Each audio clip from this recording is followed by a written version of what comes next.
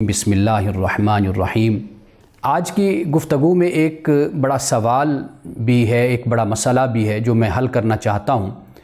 وہ بھی اکثر طور پر جب آپ باہر ہوتے ہیں، یورپ میں، امریکہ میں یا پاکستان میں، تو یہ سوال ہمیشہ سامنے آتا ہے کہ اللہ سبحانہ و تعالیٰ تو قرآن مجید میں فرماتا ہے کہ یہود و نصارہ کو دوست نہ بناؤ۔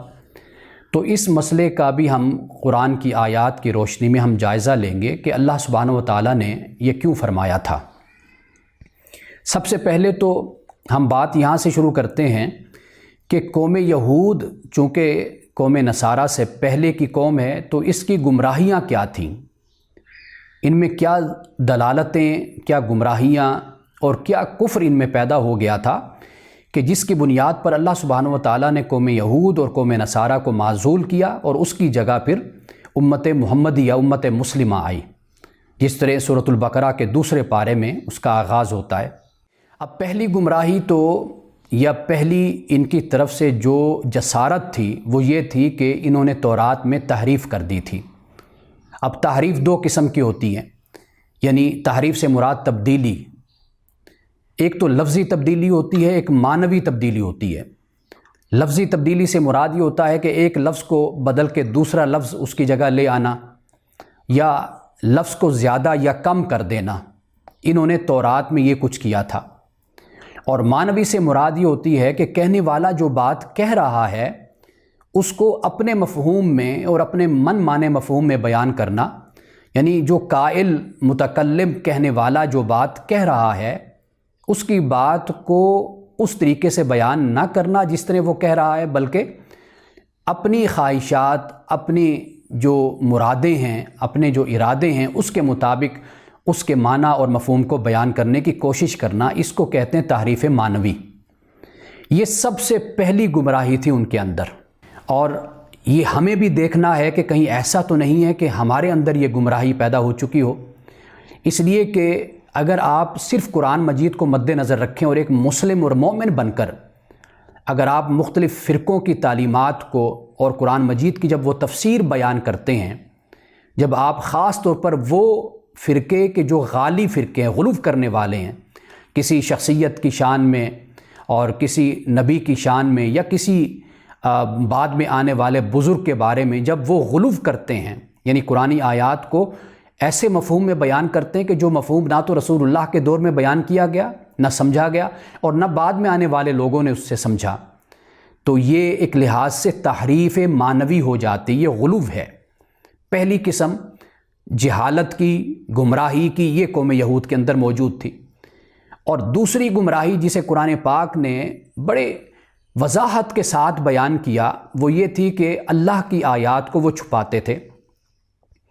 اللہ کی آیات یعنی یوں کہہ لیجئے کہ تورات میں جو رسول اللہ صلی اللہ علیہ وسلم کے بارے میں پیشین گوئیاں کی گئیں، بتایا گیا کہ ایک پیغمبر آنے والا ہے، اور اتنی واضح علامات کے ساتھ بیان کیا گیا کہ اس کے بعد کوئی گنجائش ہی نہیں رہتی تھی انکار کی، لیکن انہوں نے اس کے مفہوم کو بدل دیا۔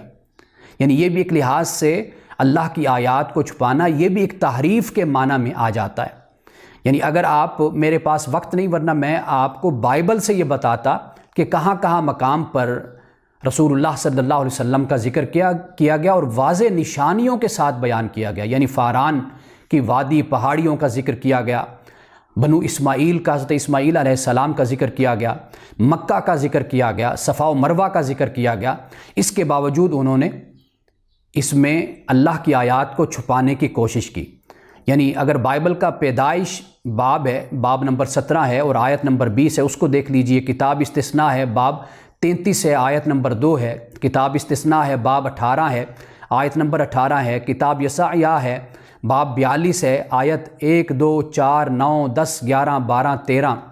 یہ وہ ہیں کہ جن میں رسول اللہ صلی اللہ علیہ وسلم کے شمائل، آپ کے خصائل کو بیان کیا گیا ہے۔ قرآن پاک بھی اسی بات کو بیان کرتا ہے۔ سورۃ البقرہ ہے، یعنی قرآن مجید کی دوسری صورت ہے اور آیت نمبر ہے 76۔ قرآن یہ کہتا ہے وَإِذَا خَلَا بَعْضُهُمْ إِلَىٰ بَعْضٍ، کہ جب یہ علیحدگی میں ایک دوسرے سے ملتے ہیں تو قالوا، کہتے ہیں أَتُحَدِّثُونَهُم بِمَا فَتَحَ اللَّهُ عَلَيْكُمْ، کہ تم یہ مسلمانوں سے جب ملتے ہو تو ان پر کیوں ان باتوں کو بیان کرتے ہو جو اللہ نے تم پر کھولی ہیں، ان کا ذکر ان کے سامنے کیوں کرتے ہو؟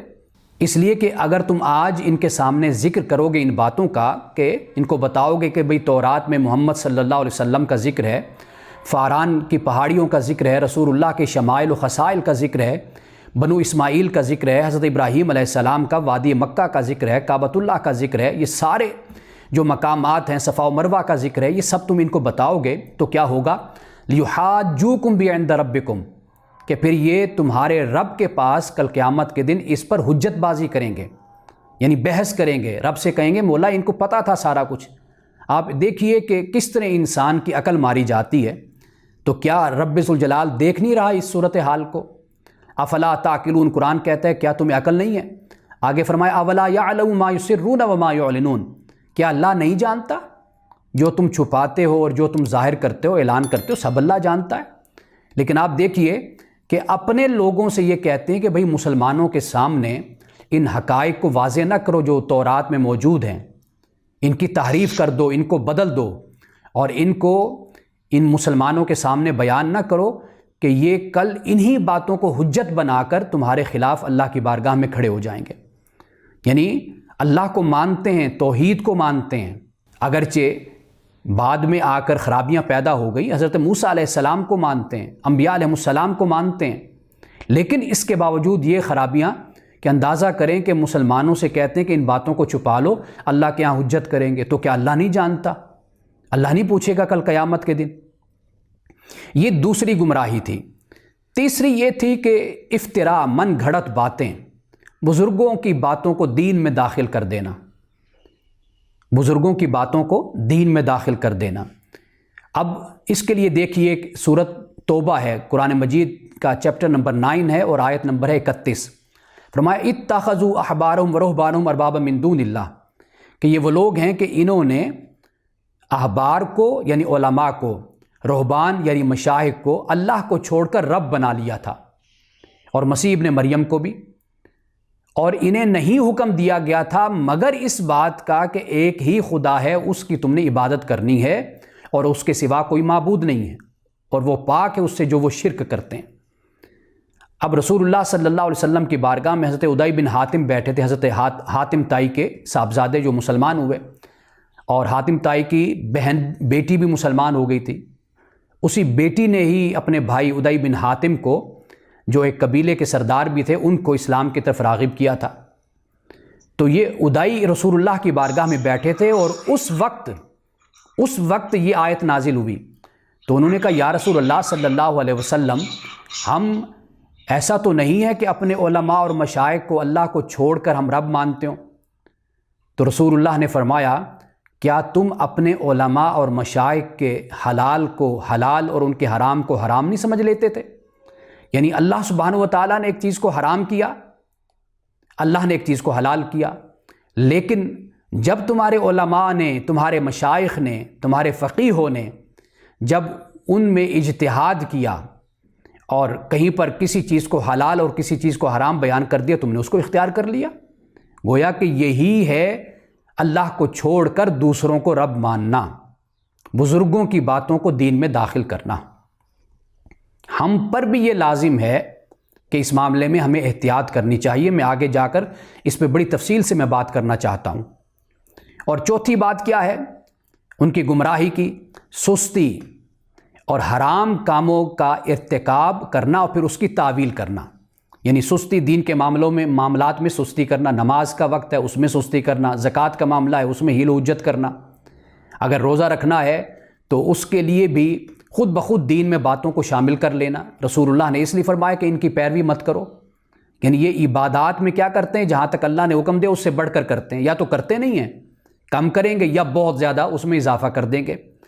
سستی بھی اور حرام کاموں کا ارتکاب کرنا، پھر اس کی تعویل کرنا، پھر اس پر حجت بازی کرنا، یہ چوتھی گمراہی۔ پانچویں گمراہی کیا؟ رسول اللہ صلی اللہ علیہ وسلم چونکہ بنو اسماعیل سے آئے تھے اور باقی تمام پیغمبر بنو اسرائیل سے تھے، یعنی بنی اسرائیل حضرت یعقوب علیہ السلام کی اولاد تھی، یعقوب حضرت اسحاق کے بیٹے تھے اور اسحاق حضرت ابراہیم علیہ السلام کے صاحبزادے تھے۔ اب یہ لڑی تھی جس میں سارے پیغمبر آئے، اور بنو اسماعیل سے حضرت اسماعیل علیہ السلام کی لڑی سے صرف اور صرف رسول اللہ تشریف لائے۔ یہاں پہ تعصب پیدا ہو گیا قوم یہود میں، جبکہ مدینۃ المنورہ میں رسول اللہ کی آمد سے پہلے یہ مسلمان صحابہ جو بعد میں مسلمان ہوئے، مدینۃ المنورہ میں رہنے والے جو مسلمان بعد میں ہوئے، قبائل سے تعلق رکھتے تھے، ان کو یہ کہتے تھے کہ ایک پیغمبر آنے والا ہے، ایک نبی آنے والا ہے، ہم اس پر ایمان لائیں گے اور سب سے پہلے ہم اس کی دعوت کو قبول کریں گے۔ صحابہ جب مسلمان ہو گئے، یعنی مدینہ میں رہنے والے مختلف قبائل سے تعلق رکھنے والے یہ جو بعد میں صحابہ اور مسلمان بنے، یہ رسول اللہ کی بارگاہ میں حاضر ہوئے، بیعت عقبہ اولا اور ثانی ہوئی، وہاں پر جا کر انہوں نے اسلام قبول کر لیا۔ جب انہوں نے اسلام قبول کر لیا، واپس آئے تو قوم یہود کو خوشخبری دی کہ ہم مسلمان ہو گئے۔ دیکھو ایک پیغمبر مکۃ المکرمہ میں جس نے نبوت کا اعلان کیا ہے اور محمد ان کا نام ہے، ہم ان کے ہاتھ پر اسلام قبول کر کے آئے ہیں، اور یہ وہ پیغمبر ہے جن کی نشانیوں کو تم ہمیں بتایا کرتے تھے۔ اب مسلمانوں نے تو آ کر بڑی خوشی سے بتایا کہ دیکھو، بلکہ مسلمان دوڑ کر جا کر انہوں نے اسلام قبول کیا۔ کیوں؟ وہ یہ چاہتے تھے کہ ہم اس میں سبقت لے جائیں، ہم سے پہلے کہیں یہود سبقت نہ لے جائیں۔ لیکن جب مسلمان واپس آئے اسلام قبول کر کے، صحابہ واپس آئے، یہاں تو بالکل ہی صورتحال بدلی ہوئی تھی۔ ان کا جی نہیں، ہم تو نہیں مسلمان ہوتے، اس لیے کہ یہ بنو اسماعیل سے ہیں، ہمارا تو خیال یہ تھا کہ یہ بنی اسرائیل سے ہوں گے، حضرت یعقوب علیہ السلام کی اولاد سے ہوں گے۔ تو اس طرح یہ دعوت سے پھر گئے۔ تو پانچواں نکتہ ان کی گمراہی کی جو میں عرض کر رہا ہوں جو بات، وہ یہ ہے کہ قرآن نے بھی کہا کہ بغی کی وجہ سے، ضد تعصب کی وجہ سے انہوں نے رسول اللہ صلی اللہ علیہ وسلم کی دعوت کو رد کر دیا۔ قرآن اس بات کو بھی بیان کرتا ہے کہ جب اپنی دشمن قوم سے یہ لڑا کرتے تھے تو ان کو یہ دھمکی دیا کرتے تھے کہ ایک پیغمبر آنے والا ہے، ہم اس پر ایمان لائیں گے اور پھر اس پیغمبر کے ساتھ مل کر ہم تم سے لڑیں گے۔ قرآن پاک اس بات کو بیان کرتا ہے۔ لیکن جیسے رسول اللہ صلی اللہ علیہ وسلم تشریف لائے اور انہوں نے اسلام قبول کرنے سے انکار کر دیا۔ یہ قوم یہود کی مختصراً 5 گمراہیاں ہیں۔